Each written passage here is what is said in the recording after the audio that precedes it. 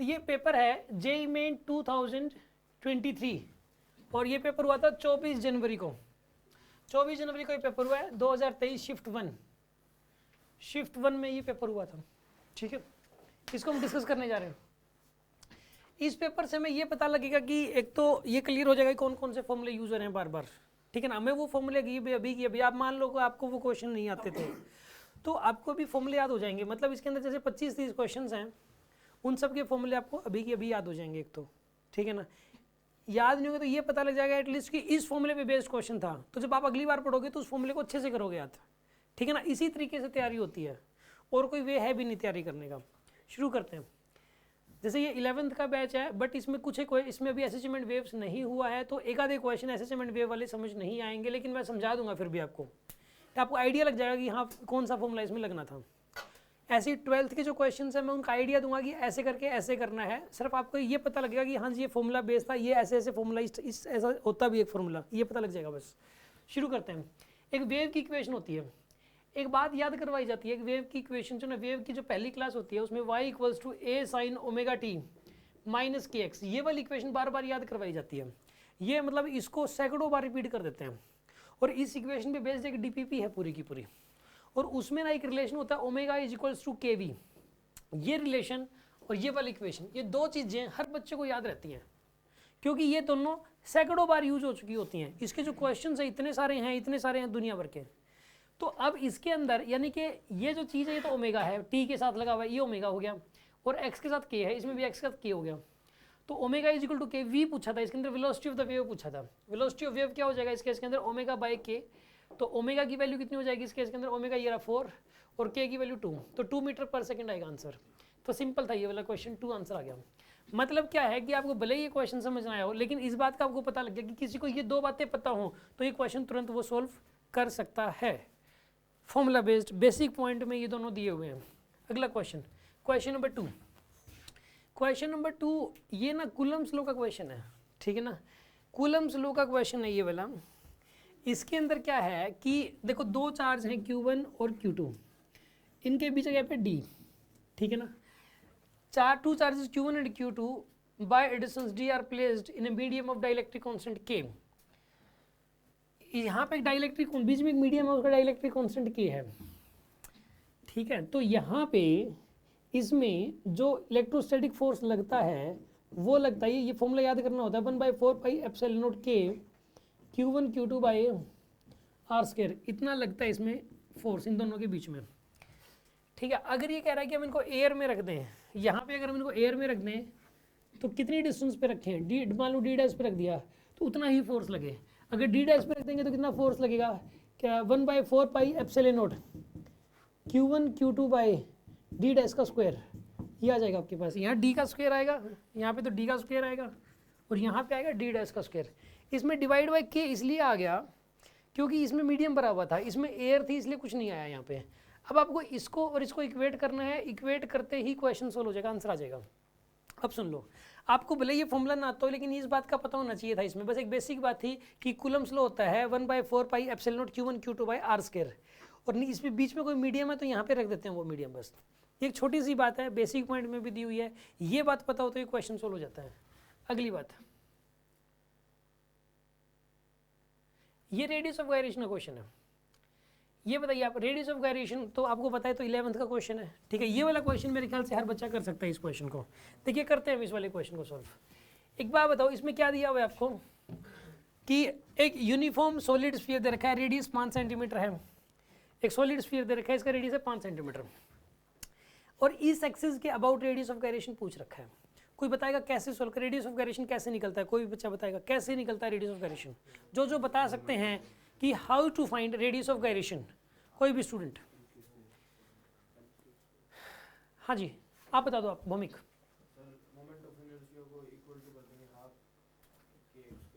Half के x² से moment of inertia equate कर देंगे। 4 बच्चों ने हाथ खड़ा किया तो उसमें से भी एक गलत है। हाँ जी, हाँ भाई तुम बता दो। बिल्कुल, मोमेंट ऑफ इनर्शिया को m² से इक्वेट कर देंगे, k की जो वैल्यू आएगी वही रेडियस ऑफ गायरेशन का। इस टाइप के क्वेश्चन बताओ, डीपीपी में है बहुत सारे, हमने रेडियस ऑफ गायरेशन कई बार निकाला है। चलो एक बार बताओ, इसमें मोमेंट ऑफ इनर्शिया लिखना पड़ेगा पहले इस एक्सिस के अबाउट। क्या कोई बताएगा कि इस एक्सिस के अबाउट मोमेंट ऑफ इनर्शिया कैसे निकालने इस वाले सॉलिड स्फीयर का? कोई भी स्टूडेंट जो बता सकता है? सॉलिड स्फीयर दे रखा है, इस एक्सिस के अबाउट मोमेंट ऑफ इनर्शिया निकालना है, कैसे निकालने? बिल्कुल, ICM plus MD parallel axis theorem लगेगी। इसकी भी प्रैक्टिस बहुत सारी हुई है, कोई एक दो क्वेश्चन नहीं, मतलब काफ़ी सारे क्वेश्चन हुए हैं DPP में टेस्ट के थ्रू। लेकिन इसके अबाउट निकालने के लिए पहले ICM पता होना चाहिए। ICM सेंटर से मास, सेंटर मास से पास करने वाला एक्सिस। तो सॉलिड स्फीयर के केस में इस एक्सिस के अबाउट मोमेंट ऑफ इनर्शिया को बता सकता है क्या होगा? क्या 2/5 mr² होता है, 2/5, सिंपल सी बात है। अब ये क्वेश्चन सोल्व हो गया। हमें इस बात का पता होना चाहिए था कि मोमेंट ऑफ इनर्शिया 2/5 mr² होता है।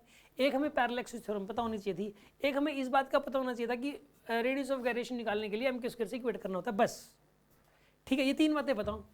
और ऐसा नहीं ये नया क्वेश्चन है, ऐसे ऐसे क्वेश्चन और भी हैं उसके अंदर। अब सुनो, पहले इस एक्सिस के अबाउट देखो, क्या लिखोगे? 2/5, मास कितना है इसका? मास देना, m लिख लो, m से m कैंसिल हो जाएगा रेडियस ऑफ गायरेशन निकालते वक्त। और यहाँ पे रेडियस कितना है इसका? इसको r लिख लो एक बार, ये तो हो गया ICM। अब ये MD², ICM प्लस में MD², मास m, d की वैल्यू क्या लिखोगे यहाँ पे? 2r, 10 सेंटीमीटर d की वैल्यू, तो क्या लिख लोगे यहाँ पे? 2r, r की वैल्यू 5 सेंटीमीटर है यहाँ पे। इसकी मोमेंट ऑफ इनर्शिया आ गया, इसको किससे इक्वेट कर दोगे आप? m² से, और इसको सोल्व कर लो, m से m तो कैंसिल हो जाता है जी, और k की वैल्यू आ जाएगी, r की वैल्यू बाद में लास्ट में 5 सेंटीमीटर पुट कर देना, आंसर आ जाएगा आपके पास। एक बहुत ही सिंपल क्वेश्चन था, करने वाला क्वेश्चन था ना ये वाला। जो बच्चा अगर इसको छोड़ के आता है तो वो तो बहुत बड़ी गलती करेगा। एक आधा क्वेश्चन वो तो छूट जाएगा जिसकी लैंग्वेज ही समझ नहीं आएगी, हालांकि वो होगा बहुत आसान। ऐसे एक आधे क्वेश्चन है इनमें जिनकी लैंग्वेज थोड़ी समझने में प्रॉब्लम हो रही है, बट वो बहुत आसान है, समझ में आते ही करता है कोई बच्चा, वहाँ सिली मिस्टेक्स हो सकती हैं बस। अब देखो ये थर्ड क्वेश्चन तो ये हो गया जी। अगला क्वेश्चन देखिए आप, अब ये वाला क्वेश्चन है फोर्थ। ये क्वेश्चन मतलब यानी कि 12th का बेस्ड है ये वाला, लेकिन एक बहुत ही सिंपल क्वेश्चन है ये आपको देख के पता भी लग रहा होगा। वैसे इस टाइप की सीरीज पैरेलल कॉम्बिनेशन है ये वाले। ठीक, करंट निकालना है, तो करंट निकालना है तो निकल जाएगा इस केस के अंदर। कैसे निकलेगा बताइए? Find the current through the R4 and R5। R4 और R5 में से कितना करंट जाएगा? पहले तो ये निकालना होता है कि इस बैटरी में से कितना करंट निकलेगा। इसके लिए हमें पहले R इफेक्टिव लेना होता है। ठीक है, R इफेक्टिव कैसे निकालोगे बताइए आप? ये दोनों किस में हैं? पैरेलल में। फिर और ये दोनों किस में हैं? पैरेलल में। ये तीनों किस में हो जाएंगे? अब ये तीनों के तीनों और ये 3 ओम, इस बैटरी का रेजिस्टेंस है 3, तो वो सीरीज में हो जाएगा। 3 को यहाँ बना लो आप, वो 3 भी सीरीज में आ जाएगा, तो बैटरी के एक्रॉस R इफेक्टिव आ जाएगा। और एक रूल होता है कि जब एक ही रेजिस्टेंस हो और एक ही बैटरी हो, E और ये R, तो करंट चलता है E/R का। करंट कितना चलता है इस केस में? E/R करंट चलता है। तो करंट पता लग गया कितना चलेगा। अब करंट पता चल गया, करंट यहाँ से कितना निकलेगा बैटरी में से। अब ये जो है ना, यहाँ पे रेजिस्टेंस बराबर तो आधा करंट जाएगा दोनों में से, फिर यहाँ के वो मिल जाएगा। जैसे मान लो 5 एम्पीयर आया तो 2.5 आई जाएगा, फिर इधर आगे 5, मैं वैसे ही 5 मान रहा हूँ तो जो भी वैल्यू आएगी फिर आगे जाएगा। ये 20 है, ये 5 है, यहाँ पे ये 4:1 में है रेजिस्टेंस, तो ये यहाँ पे 1:4 में जाएगा। मतलब इस टाइप के जो क्वेश्चंस हैं, और 1:4 से फिर निकल जाएगा तुरंत। इस टाइप के जो क्वेश्चंस हैं, इससे बहुत सारे टफ क्वेश्चन हर जगह हैं। DPP में सारे 20 क्वेश्चन है इसके, मतलब DPP इसकी 2-3 DPP हैं, हर क्वेश्चन इससे टफ क्वेश्चन है ऑलमोस्ट। तो ये तो एक बहुत ही ईजीएस्ट क्वेश्चन है, बहुत ही ऐसा नहीं है कि कोई ज़्यादा पंगे हैं इसके अंदर। एक तो ये बात की भाई एक ही बैटरी एक ही रेजिस्टेंस हो तो करंट होता है E/R का। एक हमें R इफेक्टिव निकालना आना चाहिए। एक हमें इस बात का पता होना चाहिए कि 2 रेजिस्टेंस पैरेलल में हैं तो उनके अक्रॉस पोटेंशियल डिफरेंस बराबर होता है। तो पोटेंशियल डिफरेंस बराबर तभी होगा तो जो रेजिस्टेंस का रेशियो करंट का रेशियो उसका रेसिप्रोकल हो जाए। बस ये वाली जो बात है ना कि ये दोनों पैरेलल में तो उनके अक्रॉस पोटेंशियल डिफरेंस बराबर होता है, ये वाली बात ना हज़ारों बार यूज होती है और हज़ारों टाइप के क्वेश्चन से सोल्व हो जाते हैं। तो इसको मैंने एक लॉ बना दिया, इसका नाम लॉ है नहीं लेकिन मैंने लॉ बना दिया, इसका नाम रख दिया डिके-कोइल्स लॉ। ठीक है ना, और उससे न जाने कितने सारे क्वेश्चन होते हैं। जब भी क्वेश्चन आता है बच्चे तो बोलते हैं डिके-कोइल्स लॉ। तो इससे ना हज़ारों, और एक बात बताऊँ, इस लॉ के ऊपर बेस्ड फाइनल पेपर में 1 या 2 क्वेश्चन हर साल आते ही आते हैं। इसका नाम नहीं रखा उन्होंने, तो मौके का फायदा उठाओ, अपना नाम चिपको। इससे क्या होता है कि इससे 1-2 क्वेश्चन सोल्व हो जाएंगे आपके। ठीक है ना, इंपॉर्टेंट है बहुत। न्यूटन लॉ से कोई क्वेश्चन होए ना होए,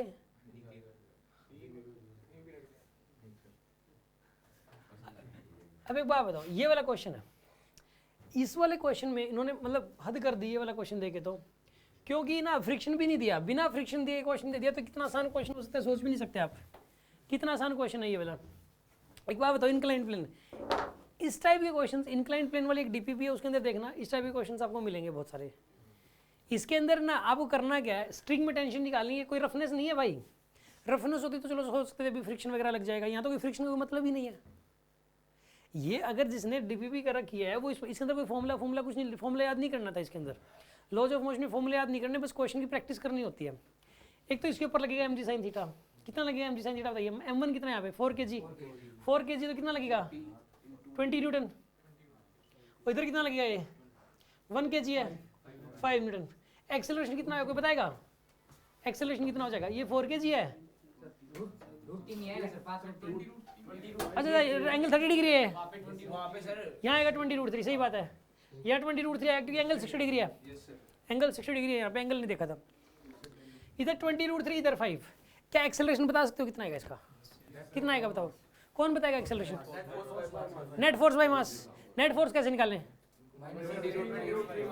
इधर 20√3 इधर 5, तो क्या हो जाएगा यहाँ पे 20√3 - 5 डिवाइड टोटल मास कितना हो जाएगा 5, ये क्या आ गया इसका भी एक्सेलरेशन पता लग गया इधर, और इसका भी एक्सेलरेशन इधर पता लग गया एक्सेलरेशन।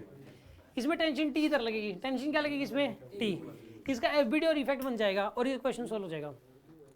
सारे क्वेश्चन इंक्लाइंड प्लेन के जितने भी दे रखे हैं सारे इससे टफ हैं।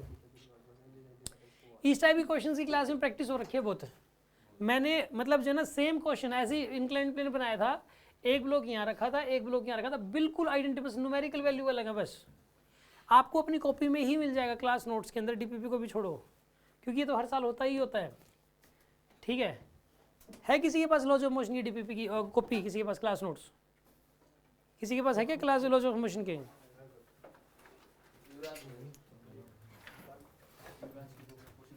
किसी के पास भी तो दिखा दो एक बार, मुझे दिखा दो, मुझे जल्दी मिल जाएगा। आपने तो कई बार पता नहीं खोल लिया कि नहीं खोल ली, फेस की ज़रूरत ही नहीं है, शक्ल देखते ही बता देंगे।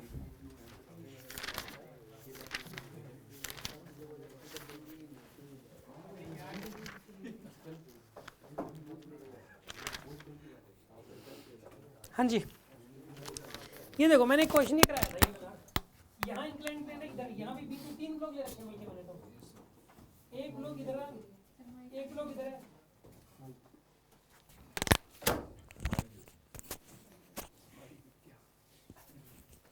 इसके अंदर जो है ना मैंने 3 ब्लॉक लिए हैं, एक इधर इंक्लाइन प्लेन पे, एक इधर इंक्लाइन प्लेन पे, ऊपर ब्लॉक रखा है, बल्कि 3 ब्लॉक हैं और 2 इंक्लाइन प्लेन पे ऐसे ही। इसमें तो ऊपर भी ब्लॉक नहीं रखा, ये तो और आसान है उससे। ये क्लास नोट्स का ही क्वेश्चन है। चलो एनीवे, अब आ जाओ अगला मुद्दा, 6th क्वेश्चन। लोड होगा अभी,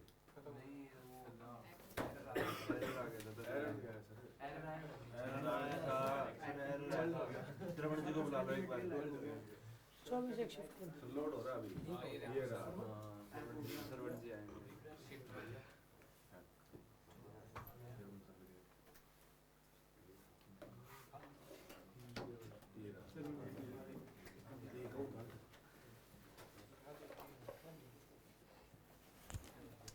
अच्छा अब सुनो अगला क्वेश्चन।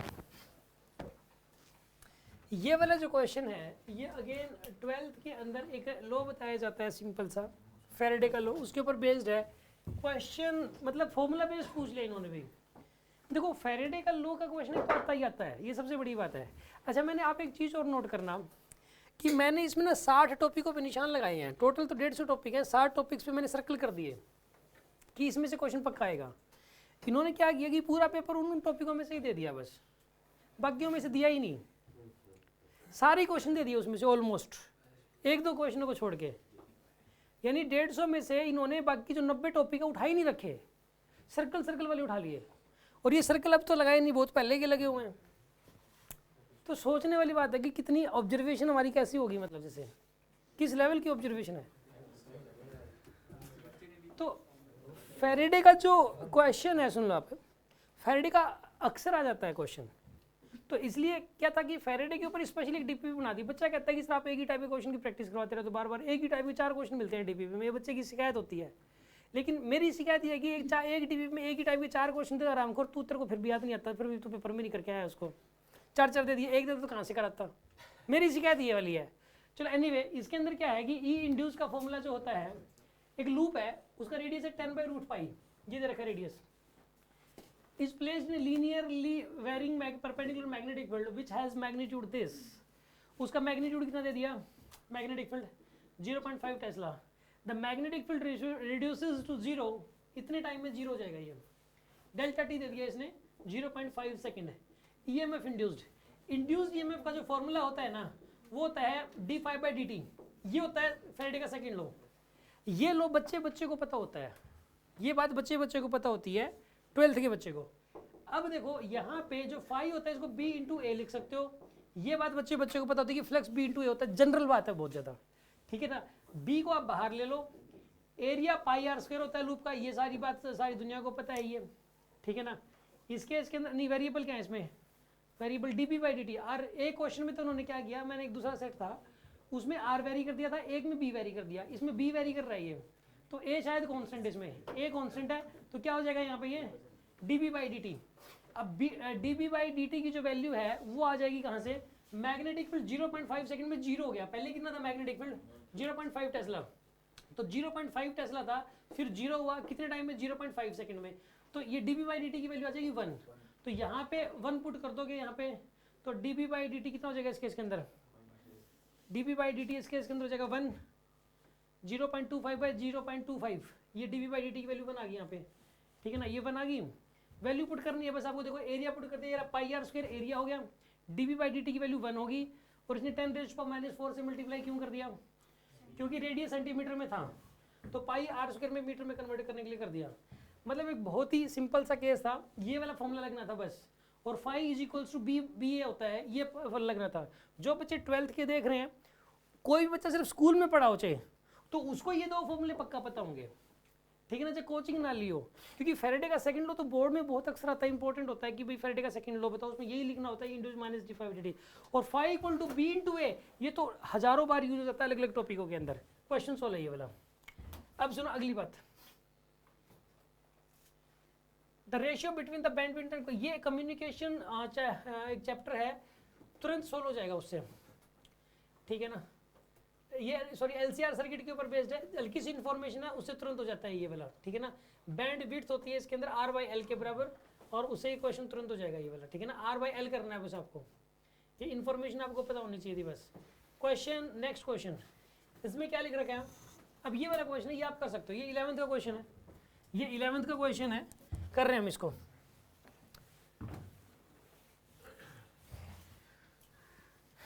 ये आप देखते कर पाओगे नहीं कर पाओगे, लेकिन आप अपना सॉल्यूशन देख लोगे यार, इसका देख लिया होगा अब तक तो, चलो चलो मैं रीजन पूछूंगा आपसे। अब ये इस पे दिमाग लगाना, एक आधे में जो 12th वाले उनको तो मैं इतना डिटेल में नहीं बता रहा, 11th वाले क्वेश्चंस को मैं डिटेल में बताऊंगा इसमें। If a ball is thrown from the ground in vertical plane, it attains maximum height 360 metre, find the maximum distance the ball can cover the ground keeping the projection speed constant. देखो सुनो question क्या बोला है, एक बंदा है, उस बंदे ने बॉल पहले ऊपर फेंकी ऐसे, कहाँ फेंकी, ऊपर, इसकी हाइट कितनी आई 360 मीटर। अब ये ना मैक्सिमम डिस्टेंस कवर करनी है ग्राउंड पे, रेंज मैक्सिमम चाहिए, रेंज मैक्सिमम कब आती है, किस एंगल पे आती है, 45 पे, ये बात सारी दुनिया को पता है। अब उस बंदे ने यही वाली बॉल फेंकी 45 डिग्री एंगल पे, ठीक है, ये पूछा है, और उतनी स्पीड से फेंकी, अब रेंज कितनी आएगी, क्वेश्चन सुन लो क्या दोबारा से।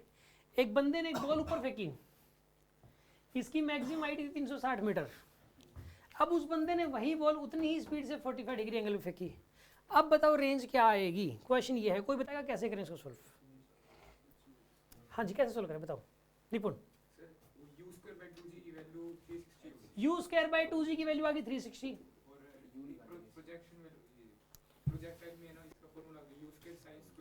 u² sin square theta by 2g, ये वाला फॉर्मूला होता है। ये किसका फॉर्मूला है, ये मैक्सिमम हाइट का फॉर्मूला है, तो मैं तो रेंज निकालनी थी,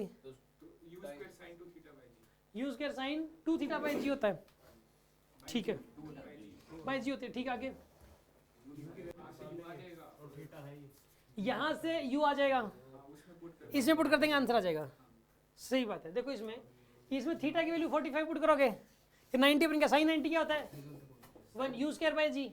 अब एक बात बताओ, यू स्क्वायर बाय 2 जी कितना है 360, तो यू स्क्वायर बाय जी कितना आ जाएगा, 2 को इधर ले जाओ आप, कितना हो जाएगा ये 720 आंसर आ गया, आंसर आ गया 720, सिंपल सी बात है। मतलब ये वाला क्वेश्चन अगर, हाँ जी निपुण ये बताओ, ये मैंने क्लास में करवाया है इस टाइप के, ये दोनों फॉर्मूले बताए थे, एक तो ये वाला फॉर्मूला भी और ये वाला फॉर्मूला भी, 2 फॉर्मूले लगाने थे बस, बेसिक पॉइंट में लिख रखे दोनों फॉर्मूले। रेंज का फॉर्मूला लिख रखा है u square sine 2 theta by g, और मैक्सिमम हाइट का फॉर्मूला अगर बॉल को यू से फेंके यू स्क्वायर बाई 2 जी। हम दोनों फॉर्मूले याद करते हैं, ये दोनों अगर पता है क्वेश्चन सेकंडों में सोल्व है। तो कोई टफ क्वेश्चन था ये वाला, मेडिकल में इससे भी ईजी आता है, ठीक है ना। अब प्रॉब्लम क्या हो रखी है कि 95% बच्चों के साथ वो किसी एक चैप्टर को पकड़ लेंगे, मैं उसका ये लेवल कर दूं, वो लेवल कर दूं, ये कर दूं, वो कर दूं, बाकी उसको चैप्टर आते ही नहीं होते, बाकी कोई भी चैप्टर एंड तक हो ही नहीं पाते। एक ही चैप्टर पे वो 2 महीने लगा देता है। हमें हर चैप्टर पता होना चाहिए और हर चैप्टर आता होना चाहिए, उसके फॉर्मूले पता नहीं, उसका मतलब क्या ये पता होना चाहिए, उसके बेसिक पॉइंट पता है, पूरा पेपर सॉल्व हो जाएगा। अब सुन लो अगली बात, अगला क्वेश्चन। अब ये वाला क्वेश्चन है, जैसे ये तो उसका है, फोटो इलेक्ट्रिक इफेक्ट का है। मैं बाकी आपको एक समझा देता हूँ, which statement is correct about the photo electric effect. ये ना, ये वाला जो क्वेश्चन है ये बोर्ड्स के अंदर भी आता है, सब्जेक्टिव में से उठा लिया इन्होंने, और वैसे कंपटीशन जिसने सब्जेक्टिव क्लास नहीं कर रखी वो भी कर देगा इसको, क्योंकि इसकी मैं अक्सर स्टोरी बताता हूँ कि हमेशा मैंने ये बताया कि आइंस्टाइन की, ठीक है, और मैक्सवेल की आपस में हमेशा ही लड़ाई रही है। आइंस्टाइन और मैक्सवेल की, दोनों बहुत तगड़े साइंटिस्ट थे और दोनों आपस में एक दूसरे से लड़ते झगड़ते रहे हैं, एक दूसरे के एंटी थे। आइंस्टाइन को गॉड ऑफ फिजिक्स बोलते हैं, मैक्सवेल कुछ नहीं बोलते, लेकिन था वो टक्कर का साइंटिस्ट था, बहुत तगड़ी चीज़ थी बहुत। वही अकेला बंदा था जो आइंस्टाइन को चैलेंज, आइंस्टाइन ने क्या बोला था कि पार्टिकल की कौन सी नेचर है, पार्टिकल नेचर है लाइट की पार्टिकल नेचर होती है, और उसने फोटो इलेक्ट्रिक इफेक्ट एक्सप्लेन कर दिया। उसने कहा पार्टिकल नेचर मान के एक्सप्लेन कर सकते हैं, ये वेव जो मान रहे हैं ना लाइट को, आ जाओ एक्सप्लेन करो फोटो इलेक्ट्रिक इफेक्ट, तो नहीं कर पाओगे तुम लोग। उसने अपना जो एक्सप्लेनेशन दी थी उसमें इतनी बेइज्जती की वेव थ्योरी वाले साइंटिस्ट लोगों की, उसमें मैक्सवेल था वेव थ्योरी वालों में। उसने कहा कि ये पार्टिकल नेचर है, यहाँ अपनी बात एक्सप्लेन करने की बजाय वेव की कमियाँ ज़्यादा निकाल ली जब ये फोटो इलेक्ट्रिक इफेक्ट उसने एक्सप्लेन किया था। तो फोटो इलेक्ट्रिक इफेक्ट एक ऐसा फिनोमेना है जो कि पार्टिकल नेचर मान के ही को एक्सप्लेन किया जा सकता है। ये एक ऐसी बात है जो हर किसी को पता होती है, क्योंकि जिस बात की लड़ाई थी, और ये बाद में फिर मैक्सवेल आ गया, मैक्सवेल ने क्या बोला, इंटरफेरेंस, डिफ्रैक्शन, पोलराइजेशन, ये 3 फिनोमेना हैं। इन तीनों को पार्टिकल नेचर मान के प्रूव करके दिखाओ, बुला लो तुम्हारे आइंस्टाइन को और करो इसको एक्सप्लेन, और ये वेव मान के एक्सप्लेन होते हैं। ये तीनों के तीनों फिनोमेना, ये तीनों के तीनों फिनोमेना वेव मान के एक्सप्लेन होते हैं, और आइंस्टाइन की उसने फिर बेइज्जती कर दी। तो आइंस्टाइन के बिल्कुल मतलब उसने मतलब कर दी ना, मतलब इंसल्ट उसकी ढंग से, और उसने उसकी कर दी बारी बारी से। फिर डी ब्रोगली आया, पर दोनों शांत हो जाओ, दोनों शांत हो जाओ, दोनों ठीक हो, दोनों ठीक हो, पता नहीं कहते, बीच में आते ना बिचौली लड़ाई को शांत करने के लिए। लाइट जो है, लाइट ये कह रहे हैं पार्टिकल नेचर है, ये कह रहे हैं वेव नेचर है, मैं कह रहा हूँ डुअल नेचर है, डुअल नेचर है, पार्टिकल नेचर भी है, वेव नेचर भी है। रामखोर ये बात कह के अपना नाम बना गया, ठीक है ना। तो डी ब्रोगली ने अपना नाम बनाया ये वाली बात बोल के। ये वाली जो कहानी मैंने आपको बताई, ये एक जनरल कहानी है जो हर किसी को पता रहती है। तो हमें यहाँ से ये बात तो पता ही यार कि जो फोटो इलेक्ट्रिक इफेक्ट है वो किससे एक्सप्लेन हो सकता है, फिनोमेना है 12th में आएगा, किससे एक्सप्लेन हो सकता था ये, इंटरफेरेंस, डिफ्रैक्शन, पोलराइजेशन, ये किससे एक्सप्लेन हो सकते हैं, वेव मान के, वेव मान के एक्सप्लेन हो सकते हैं तीनों के तीनों। अब सुन लो अगली बात, लो भाई ये क्वेश्चन अभी कराया था थोड़े दिन पहले, 1-2 दिन पहले, कि यूनिफॉर्म नहीं आपकी क्लास में करवाया था ना। ये देखो क्वेश्चन क्या है, uniform rectangular plate has circular hole of diameter d, the coefficient of linear expansion दे दिया of the plate is a, coefficient of linear expansion alpha दे दिया, क्या दे दिया था ये, find the change in diameter of the hole if the temperature of the plate is increased by delta t। एक बात बताओ, डायमीटर मतलब लेंथ, चेंज इन लेंथ का फॉर्मूला क्या होता है, एक तो फॉर्मूला मैंने बताया था अल्फा, जो कोफिशिएंट ऑफ थर्मल एक्सपेंशन याद करो आप, उसमें initial length L1 final length L2, तो क्या रिलेशन था वो बताओ, ये डेल्टा एल का फॉर्मूला था, बिल्कुल डेल्टा एल का फॉर्मूला क्या बताया था, ये वाला फॉर्मूला बताया गया था, इसका क्वेश्चन करवाया था क्लास में, सिर्फ यही करना था, कुछ नहीं करना, टेस्ट में भी थे, डायरेक्ट ये वाला क्वेश्चन करना था बस। L1 पहले डायमीटर क्या था इसका डी था अल्फा, चेंज इन टेम्परेचर क्या है इसका delta T, D alpha delta T, answer है ये फॉर्मूला बेस्ड क्वेश्चन डायरेक्ट आ गया, ठीक है ना। अब सुन लो अगला डिस्कशन, ये नहीं डायरेक्ट वाले यार बहुत सारे हैं इसके अंदर, काफी सारे क्वेश्चंस हैं। अब ये वाला क्वेश्चन है, जैसा कि ये वाला क्वेश्चन क्लास नोट्स में मिलेगा, 12th के बच्चों की क्लास नोट्स में इससे टफ क्वेश्चन मिलेगा। इसमें 2 वायर हैं, मैंने 3-3 लगाई है, मैंने 3-3 लगाई थी, तो बहुत इजी क्वेश्चन करके दे दिया। ये वाला फॉर्मूला वो फॉर्मूला है, मुझे खुद याद नहीं मैंने कितनी बार सुन लिया, हजारों बार क्लास में, मैंने सैकड़ों बार तो खुद ही बोल लिया हुआ क्लास के अंदर, क्योंकि बेसिक पॉइंट में जब हम सुनते हैं तो ये वाला जरूर सुनते हैं, ठीक है ना। क्या ये फॉर्मूला कि जब 2 करंट कैरिंग वायर्स हों, एक में करंट जा रहा I1, दूसरे में करंट जा रहा I2 और उनके बीच जगह पे D, तो ये एक दूसरे पे फोर्स लगाती हैं। कितना फोर्स लगाती हैं इसके अंदर, mu naught I1 I2 bye में 2 पाई D, इतना फोर्स लगाती हैं। ये रिजल्ट है एक कि 2 वायर करंट कैरिंग वायर हो तो एक दूसरे को खींच लेंगे, इसे टक ऐसे आगे चिपक जाएंगे। आप ऐसा करो, एक्सपेरिमेंट करना, यहाँ एक वायर रखना, यहाँ एक वायर, उनमें दोनों में करंट ऊपर भेज दो, दोनों ऐसे पास पास आ जाएंगे, ऐसे टक चिपक जाएंगे, दोनों पास पास आएंगे ही आएंगे, फिर दूर जाएंगे एक दूसरे से। अगर एक में ऊपर एक में नीचे करंट कर दिया तो दूर दूर जाएंगे एक दूसरे से, और जिस फोर्स से जाएंगी ना उस फोर्स की वैल्यू इतनी होती है, mu naught constant I1 I2 current है, डी उनके बीच गैप है, ठीक है। अब आपको जिसको ये फॉर्मूला पता है वो इस क्वेश्चन को कर ही देगा। कैसे करेगा, देखो 2 parallel infinite wires carrying current है शोन, ये both the currents are doubled, current को इसको भी क्या कर दिया डबल, इसको भी क्या कर दिया डबल, 2I1 कर दिया, इसको क्या कर दिया 2I2, and separation is halved, separation क्या कर दिया था ये हाफ कर दिया, D/2 कर दिया, ठीक है ना। तो ये बताना 10 सेंटीमीटर सेक्शन पे कितना फोर्स लगेगा, कोई बात नहीं आ जाएगा, बाद में 10 सेंटीमीटर से मल्टीप्लाई कर देना। फोर्स कितने गुना हो जाएगा, पहले तो ये बताओ आप कितने टाइम्स हो जाएगा, ये 2 पर नहीं चला जाएगा, D का D/2 क्या L है, ये जो सर ने लिखा है पर यूनिट लेंथ का लिखा है, उसने पूरी का लिखा है, या उसने पूरे का कहाँ से देख रहे हैं, कहाँ से देख रहे हैं जो आपने फॉर्मूला वो कर रखा है सर्कल में, ये सही इधर अरे यार ये पर यूनिट लेंथ बात होता है, सही बात, आधी नॉलेज तुम्हारे काम की भी। ये D/2 पर चला गया, पहले तो ये देखो कितने टाइम्स हो जाएगा फोर्स, 8 टाइम्स हो जाएगा। उसने फोर्स पूछा है, 10 इसलिए यूज नहीं करना क्योंकि 10 सेंटीमीटर पे लगने वाला फोर्स है, पहले 10 सेंटीमीटर पे लगेगा, अब 10 सेंटीमीटर, बात एक है, पहले वाले में भी 10 से मल्टीप्लाई करोगे, बाद वाले में भी 10 से मल्टीप्लाई करोगे, फोर्स की ये 10 होता है, 12 होता है, 15 होता है, 50 होता है, इससे कोई फर्क नहीं पड़ेगा ना इससे। ये तो 10 सेंटीमीटर पे पहले और बाद की बात करना, फोर्स कितने टाइम्स हो जाएगा इसमें 8 टाइम्स, 8 टाइम्स फोर्स हो जाएगा। ये फॉर्मूला पता होना चाहिए था, बस फॉर्मूले में वैल्यूज पुट करनी है। जो 12th वाले बच्चे कुछ देख रहे होंगे वीडियो के थ्रू, इसके अंदर जो है ना, इसके अंदर सिंपल एक फॉर्मूला है बस ये वाला, और इस फॉर्मूले के अलावा अब हो क्या रहा है, एक और बात, ये फॉर्मूले, ये सारी चीज़ें जो खासकर जो बच्चे स्कूलों के अंदर पढ़ रहे हैं ना और इंटेलिजेंट हैं, स्कूल में भी 2 टाइप के हैं, 99% तो कुछ वहाँ पे भी कुछ नहीं आता, 1-2 10% भी नहीं, 1-2 बच्चे हैं ना जिनके पास पैसे नहीं है कोचिंग के, ठीक है ना, और सिर्फ स्कूल में पढ़ रहे हैं और वहाँ पे भी सिंसियरली टीचर को फॉलो कर रहे हैं 100%। मैं कह रहा हूँ उनके सिलेक्शन होने वाले हैं इस बार, तो कोटा दिल्ली वालों के नहीं होने वाले हैं, क्योंकि कोटा दिल्ली में क्या करवा देते हैं, इस चीज़ के ऊपर टाइम और एनर्जी लगाया ही नहीं जाता बेस के ऊपर, तो बेस तो बनाते ही नहीं, सीधा एकदम से हाई लेवल पे आगे जी, बड़े से बड़े लेवल के ऊपर पहुंच गए सीधा, ठीक है ना। और वो बड़े लेवल पे एकदम से पहुंच गए तो उन बच्चों की जो बेस वाली प्रैक्टिस वो सारी खत्म होगी। वो जरूरी नहीं कि हाई लेवल का कोई क्वेश्चन कर लिया तो ये सॉल्व हो जाएंगे, जरूरी नहीं है, कोई आपस में लेना देना नहीं है। और वो हाई लेवल के क्वेश्चन करने से क्या होता है, कुछ बच्चे उसको भी कैच कर जाते हैं, तो उनको पता लग जाता है ये बच्चा एक्स्ट्रा ऑर्डिनरी है, उन 100 बच्चों को अलग कर लेंगे, अच्छी फैकल्टी उन 100 बच्चों को दे देंगे, बाकियों का पता है ये इंस्टीट्यूट का खर्चा निकालने के लिए है, बैच भर देंगे 200 250 और वहाँ पे जैसे मर्जी टीचर्स आ जाएंगे, उनको पता ही नहीं, मुझे कोई सिलेक्शन नहीं आना, कोई आ गया तो आ गया, ना तो चाहिए भी नहीं, कोई बात नहीं, खर्चा है सारा का सारा। 1 लाख बच्चे हैं तो उनको 400-500 बच्चों से मतलब है बस, 99,500 बच्चे ये बोर्ड में कहीं पास नहीं होंगे, ना उनको बोर्ड में पास होने की तैयारी करवाई जाती, ना ही कॉम्पिटिशन की तैयारी कराई जाती, उनको कुछ नहीं कराया जाता, वो टाइम पास करते रहते हैं बस। चलो एनीवे, टीचर्स भी उनके ऐसे ही होते हैं, वो वाले टीचर्स जो है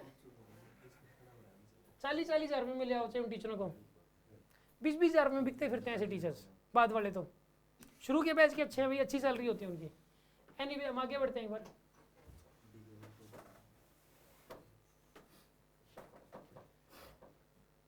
अगला क्वेश्चन कर रहे हैं हम लोग,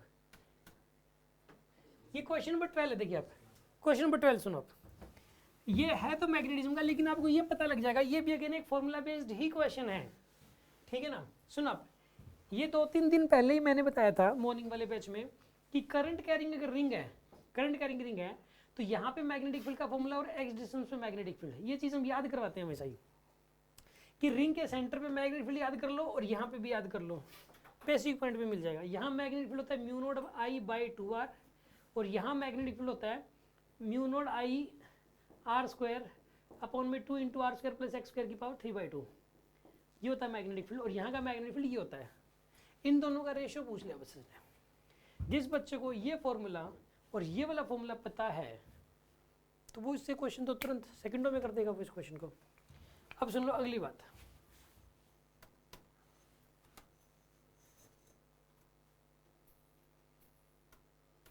ये फोटो डायोड का क्वेश्चन है। फोटो डायोड हमेशा रिवर्स में जोड़ी जाती है और रिवर्स में कुछ ज़्यादा ही करंट चलता है उसके अंदर जब वो ब्रेकडाउन वोल्टेज खत्म हो जाती है। तो एक इन्फॉर्मेशन बेस्ड क्वेश्चन है, थ्योरी बेस्ड क्वेश्चन है।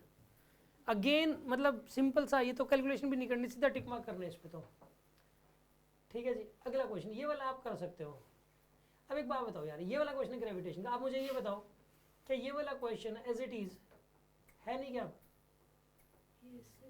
सुन आप, सेम क्वेश्चन है जो क्लास नोट्स के अंदर या डीपी में मिलेगा, दोनों में ही मिल जाएगा। बल्कि क्या कह रहा है सुन आप, weight on of an object earth surface is 18 newton, 3200 kilometre पे कितना वेट होगा? जितने टाइम्स ग्रेविटेशनल फील्ड कम हो जाएगा ना उतने ही टाइम्स वेट कम हो जाएगा। क्योंकि देखो क्या होता है, m इंटू जी होता है ग्रेविटेशनल फोर्स, वेट कितना होता है mg, m तो फिक्स है, g जितना कम वेट भी उतना ही कम। जैसे यहाँ पे किसी का मतलब जो है भाई जी मून के ऊपर जाके जी की वैल्यू g/6 हो जाती है, यहाँ जितना जी है ना मून पे कितना हो जाएगा g/6, तो वेट भी वहाँ पे 1/6 हो जाता है।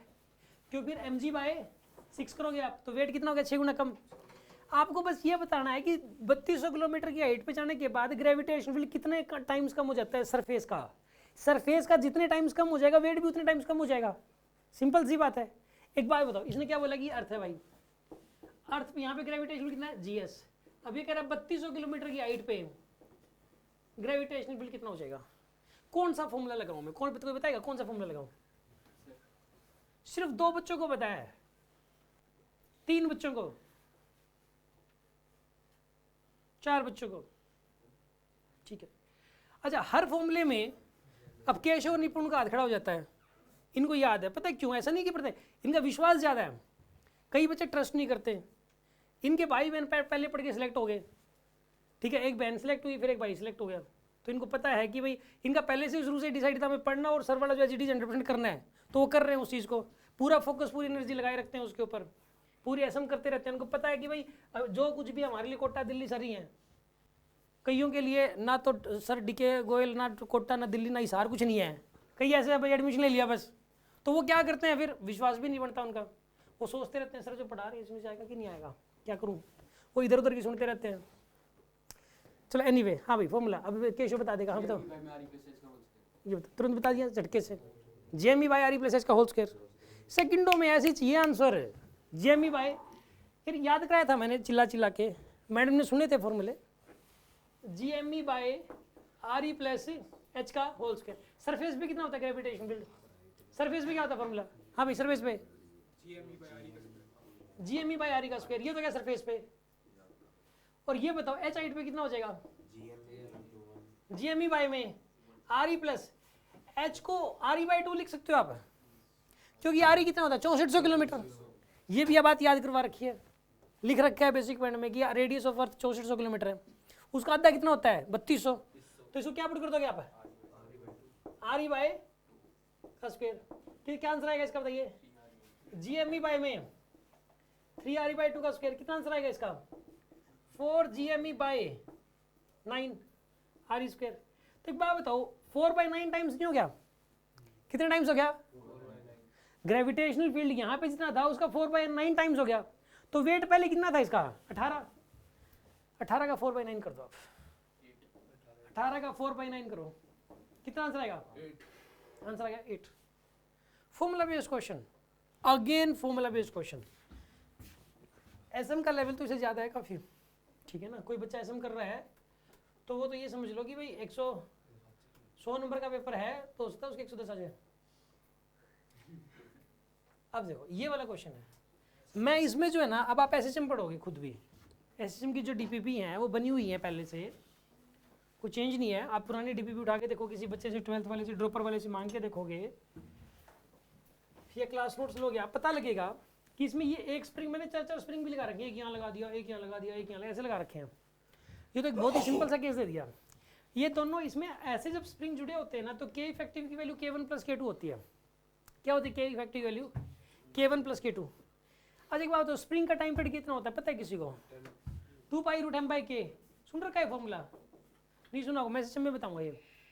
ये जो फॉर्मूला है, जब हम एसएचएम शुरू करते हैं ना, तो पहले आधे घंटे तक तो मैं 10 केस ऐसे बताता हूँ जिनमें हर एक में यही वाला फॉर्मूला बार बार लगता है, आंसर यही आता है बार बार, 2π√m/k। 2π√m/k पूरे एसएचएम में सैकड़ों बार रिपीट हो चुका होता है, क्लास के अंदर, 3-4 क्लास के अंदर 2π√m/k। और के की जगह हम ये बात बता चुके होते हैं, के की जगह के इफेक्टिव आएगा ऐसे, के इफेक्टिव हो जाएगा इस केस में K1 + K2। 20 और 20 कितना हो गया? 40। तो टाइम पीरियड कितना क्या ये 2π√m कितना है इस केस के अंदर? m 2 kilo. और k कितना हो जाएगा इसमें? 40। ये क्या आ गया इसका टाइम पीरियड? शायद फ्रीक्वेंसी की बात कर रहा है। तो if the time period of the oscillation is this, ये टाइम पीरियड ये रहा, फ्रीक्वेंसी और ये टाइम पीरियड इसने इतना भी दे रखा है ये रहा। इसको इक्वेट कर दो 2π√m 1/x से, सोल्व कर लो, x की वैल्यू आ जाएगी निकल के। सिर्फ इस फॉर्मूले पे बेस था कि यार टाइम पीरियड का फॉर्मूला 2π√m/k होता है, जिसके बिना एसएचएम होते ही नहीं, जो कि सैकड़ों बार रिपीट होता है। बेसिक पॉइंट देखोगे एसएचएम के तो पहला पॉइंट यही मिलेगा, पहला दूसरा यही मिल जाएगा 2π√m/k। और k की जो k इफेक्टिव है, अगर ऐसे केस में K1 + K2, एक जनरल सी बात है, एसएचएम का सबसे इजी क्वेश्चन डाल दिया उन्होंने। अब सुन लो जी अगली बात, आपको इससे ये पता लग रहा है जब ये 2π√m/k आएगा तो आपको याद हो जाएगा तुरंत, आपको पता रहेगा कि भाई हाँ ये ऐसे क्वेश्चन है, एटलीस्ट कुछ तो कर रहे हैं सारे चैप्टरों का, ताकि हमारा जो पेपर है वो अच्छा हो जाए। ये भाई देखो मोमेंट ऑफ इनर्शिया क्वेश्चन आ गया, रेडियस ऑफ गायरेशन का है क्या ये? वैसा ही दिख रहा है यार, ये तो वो सॉलिड स्फीयर था उसमें। तो ये पता क्या कर रहा है, सेम क्वेश्चन दे दिया, सॉलिड स्फीयर की जगह रिंग दे दी, सेम ही क्वेश्चन दे दिया।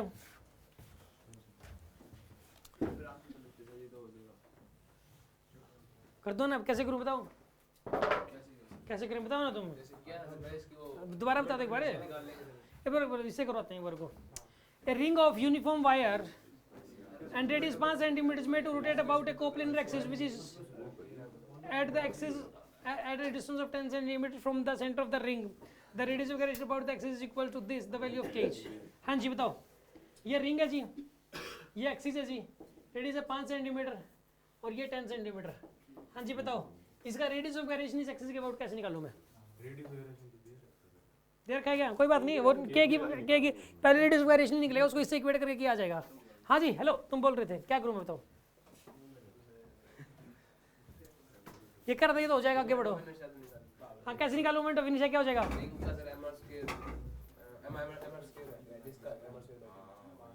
तो क्या लिखूं इसका मोमेंट ऑफ इनर्शिया?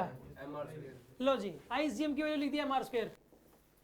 आगे बताओ, फिर इसमें md² ऐड कर दूं तो IP की वैल्यू हो जाएगी mr² + md²।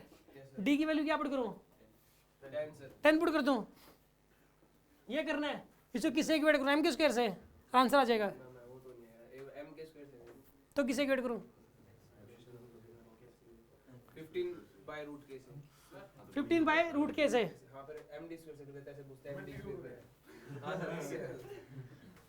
ले भाई गलत है तो मतलब जो क्वेश्चन अभी भी करवाया अपने से वही नहीं हो पा रहा है, क्योंकि अपन जल्दबाजी में लगे हुए, बढ़ो आगे। पहली बात उसने यही गलत बताया। हाँ जी कोई और बताएगा कैसे करें इसको? एग्जैक्टली mr²/2 आएगा, क्योंकि ना वो तो था, तब था वो तो जब इसके परपेंडिकुलर एक्सिस ऐसे हो, उस प्लेन में हो तो उसका आधा हो जाता है, पहली बात ये। और इसको इक्वेट करोगे किससे? m² से। यहाँ से जो k की वैल्यू आएगी ना, उस k की वैल्यू को इससे इक्वेट करोगे आप, आंसर आ जाएगा। फिर इसको k' मान लेना, k' का स्क्वायर, उसको इक्वेट कर देना, इससे आंसर आ जाएगा आपके पास। ठीक है जी, सिंपल क्वेश्चन था कि नहीं था ये वाला?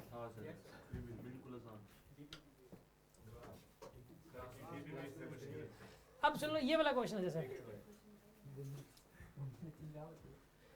ये वाला जो क्वेश्चन है सिंपल, देखो मैं एक टॉपिक करवाता हूँ 12th के अंदर इलेक्ट्रोस्टैटिक्स में, एनर्जी कंजर्वेशन इन इलेक्ट्रोस्टैटिक्स, उसके ऊपर डायरेक्ट क्वेश्चन है ये वाला, ठीक है ना। सारे क्वेश्चन से टफ ही होते हैं उसके भी, ये उन्होंने इजी क्वेश्चन दे दिया।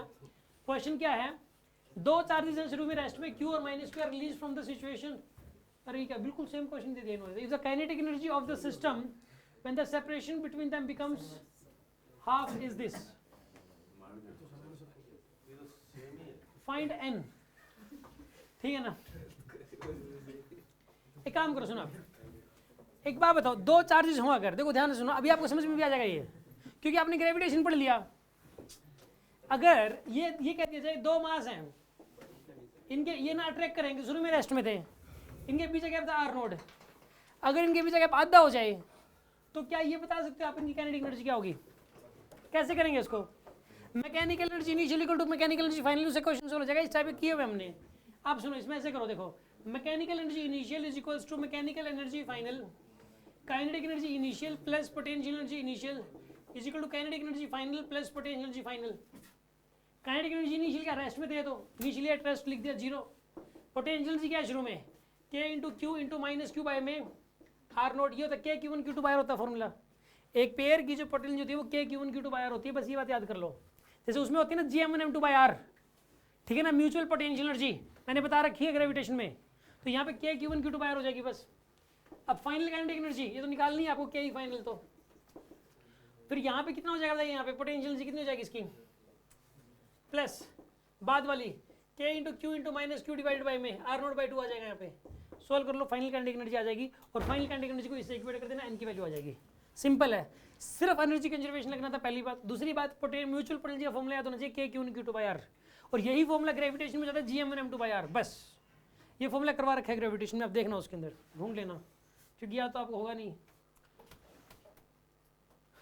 ये वाला क्वेश्चन आप देखिए, आप अगेन एक सिंपल क्वेश्चन है, ये भी करते हैं इस क्वेश्चन को। क्वेश्चन देखिए क्या है, जिसका टाइम हो गया बाहर जाओ भाई, जिसका टाइम हो गया बाहर जा सकता है, क्योंकि हर किसी के बस की बात है नहीं है सब कुछ। और किसी को जाना हो? A constant force acting on a body of mass 1 kg, mass of 1 kg, provides it a kinetic energy of 18 joule by the end of the 5th second.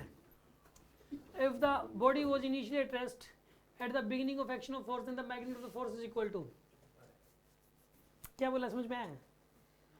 मुझे भी नहीं आया। A constant force acting on a body of mass 1 kg provides it a kinetic energy of 18 joule by the end of the 5th second. सुनो आप, इसके ऊपर एक force लगा दिया जी, और फोर्स लगाने से 5 सेकंड के बाद, 5 सेकंड के बाद इसके अंदर काइनेटिक एनर्जी आ गई 18 जूल की। कितनी काइनेटिक एनर्जी आ गई इसके अंदर? 18 जूल काइनेटिक एनर्जी आ गई। If the body was initially at rest at the beginning of the action of force, the magnitude of force is equal to, देखो यार आप इसमें काम करो, इसमें सिंपल सी बात है, ये इसमें काइनेमेटिक्स यूज होना है। एक काम करो आप, इसका मास कितना है, 1 किलो, वेलोसिटी v मान लो, हाँ काइनेटिक एनर्जी जितनी आ गई, इसको इक्वेट कर दिया 1800 से, किससे इक्वेट कर दिया इसको, तो वेलोसिटी कितनी आ गई ये पता लग जाएगा। वेलोसिटी कितनी आएगी यहाँ पे, 60 आएगी वेलोसिटी, वेलोसिटी आ गई 60, सोल्व करोगे तो इसकी वेलोसिटी बढ़ते बढ़ते कितनी होगी, 60, कितनी सेकंडों में होगी, 5 सेकंड में वेलोसिटी होगी थी 60, यही हुआ है। एक्सेलरेशन बताओ कितना था, v equal to u plus 80, v कितना हो गया 60, u कितना है इसका 0, एक्सेलरेशन a टाइम की वैल्यू 5 सेकंड, तो a की वैल्यू कितनी होगी 12, एक्सेलरेशन कितना था 12। अब 12 का एक्सेलरेशन 1 किलो की बॉडी में कब आ सकता है, f इक्वल टू m में, f इक्वल टू m में मास कितना 1 किलो, एक्सेलरेशन 12, तो फोर्स कितना लगा हुआ है इस पे 12 न्यूटन। हो गया सोल्यूशन, इसके सोल्यूशन में मत जाना, कंफ्यूज हो जाओगे। आसान क्वेश्चन है यार।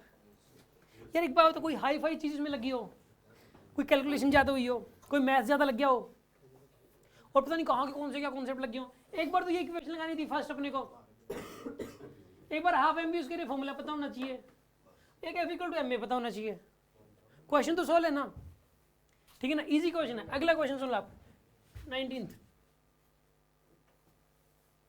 अब ये ले लो जी, फिर दे दिया इन्होंने ये। अब ऐसे ऐसे क्वेश्चंस हमने बहुत सारे किए हैं। अब इनमें से कोई ना कोई बच्चा आप यहीं कोई ना कोई बता देगा इस क्वेश्चन को। सुनो आप,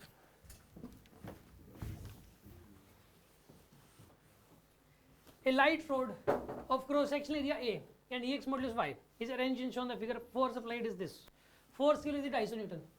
अच्छा, रोड के ऊपर फोर्स ऐसे लगाते हैं, सब पता लग रहा है। इलास्टिसिटी क्वेश्चन है, स्ट्रेस स्ट्रेन वाला क्वेश्चन है। अच्छा, स्ट्रेस का फॉर्मूला क्या होता है? स्ट्रेस का फॉर्मूला F/I होता है। गुड। स्ट्रेन का फॉर्मूला क्या होता है?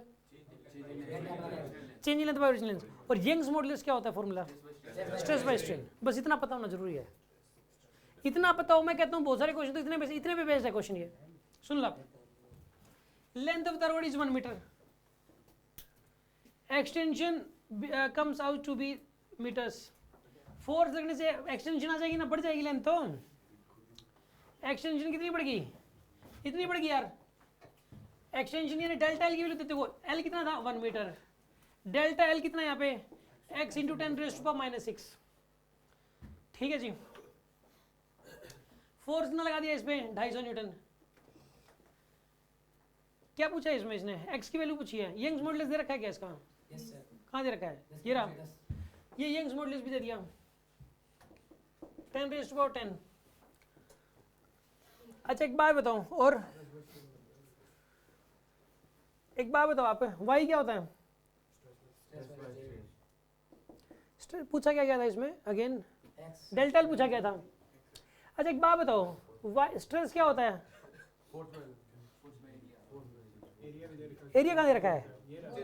अच्छा, ये एरिया दे रखा है। अब तो सिंपल ही है, एरिया भी दे दिया, सब कुछ तो दे दिया इसने। y इक्वल टू क्या होता है? स्ट्रेस बाय ये y की वैल्यू कितनी है? 10⁻10। स्ट्रेस कितना है? Force by area. फोर्स कितना है यहाँ पे? 250। एरिया कितना है यहाँ पे? 6.25 इंटू 10⁻⁻4। ये हो गया स्ट्रेस। स्ट्रेन कितना है यहाँ पे? Delta L by L, x into 10⁻6/1। Solve कर लो, x की वैल्यू आ जाएगी। फॉर्मूला बेस्ड है।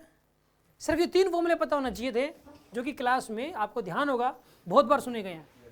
स्ट्रेस होता है फोर्स बाय एरिया, स्ट्रेन होता है डेल्टा एल बाय एल, और गामा होता है y जो होता है वो स्ट्रेस बाय स्ट्रेन होता है।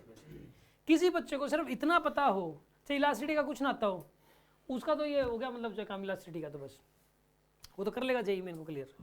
इलास्टिसिटी में सिर्फ इतना पता हो तो। अब सुन लो जी अगली बात। आपको ये तो नहीं लग रहा कि सर ने क्वेश्चन एडिट कर रखे होंगे जरूरी? जेईई मेन के क्वेश्चन नहीं है, ऊपर जेईई मेन लिख दिया डाल के कोई भी, ऐसा तो नहीं लग रहा किसी को? आप जो है ना नेट से निकाल के डाउनलोड करके देख लेना।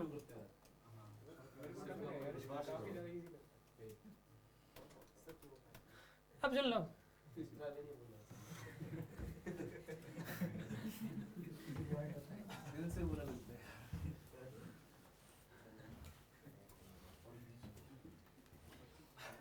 हर साल जो डीपी में जैसे क्वेश्चन होते हैं क्लास में होते हैं, बच्चा ये कहता रहता है सर ऐसे से आएंगे क्या?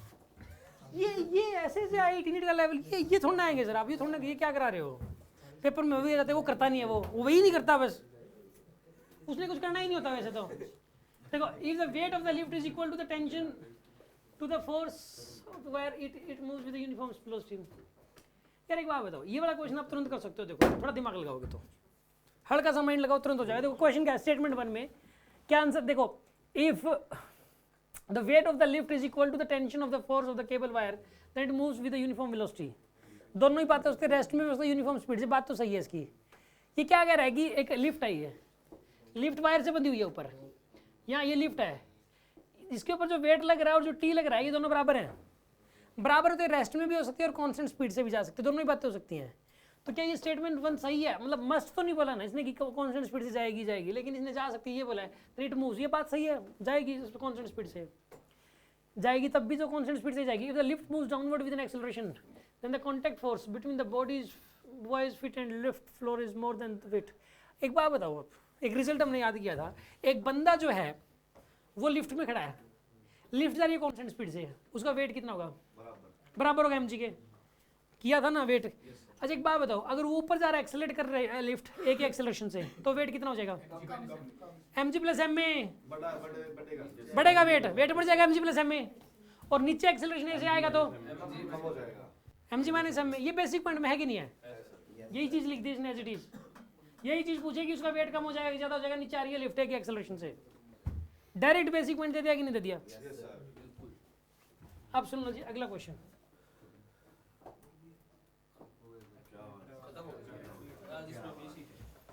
इससे आपको क्या पता लगा? इससे डीबीबी और बेसिक क्वालिटीज और क्लास नोट्स डीके सारी पेज और डीके कोर्स